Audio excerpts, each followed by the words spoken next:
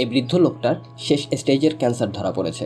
Doctor বলেছে আর মাত্র 1 সপ্তাহ বাঁচবেন। এমনকি বাড়ির কেউ তাকে খুব একটা পাত্তা দিত না। কিন্তু হঠাৎ তার সাথে ঘটে যাওয়া একটা ছোট্ট দুর্ঘটনা যেন পাল্টে দিল সব।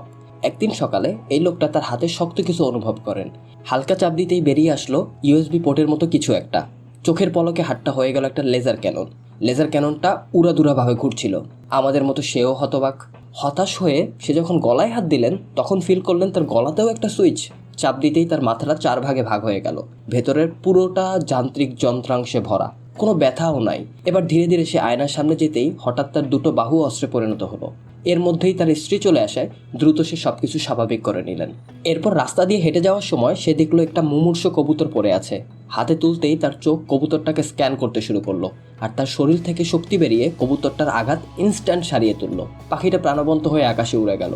এরপর লোকটা পাশে থাকা হাসপাতাল থেকে একটা মহিলার আর্তনাদ শুনতে পেল। সে হাসপাতালে গিয়ে দেখলো মহিলাটা ডাক্তারকে কাকুতি মিনতি করছে যেন কোনোভাবে তার ছেলেটাকে সুস্থ করা যায়। আসলে তার ছেলেটা অ্যাক্সিডেন্ট হয়ে এখন কোমায় পড়ে আছে। লোকটা কেবিনে ঢুকলো এবং নিজের সব ক্ষমতা দিয়ে বাচ্চাটার ক্ষত সারিয়ে তোলার চেষ্টা করলেন। অবিশ্বাস্য এবং অলৌকিকভাবে 2 বছর কোমায় থাকা ছেলেটা জেগে উঠল।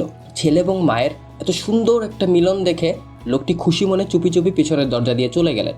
এখান থেকেই এগিয়ে যায় একজন হতাশ অসহায় ব্যক্তির সুপার হিরো হয়ে ওঠার গল্প। পুরো ঘটনার এটা তো কেবল একটা অংশ। দারুণ মজার আর ধুমাধুম অ্যাকশন থ্রিলারে ভরপুর এই সিনেমাটা। জীবনের সবচেয়ে বাজে সময়টায় এক রাতের এক ছোট্ট দুর্ঘটনা কিভাবে তার সবকিছু বদলে দিল এবং কি হয়েছিল সেই রাতে, ফ্ল্যাশব্যাকে যেতে হলে কমেন্টে লিখো পার্ট 2। তুমি একটা কমেন্ট করে দিলেই পার্ট 2 চলে আসবে, প্রমিস।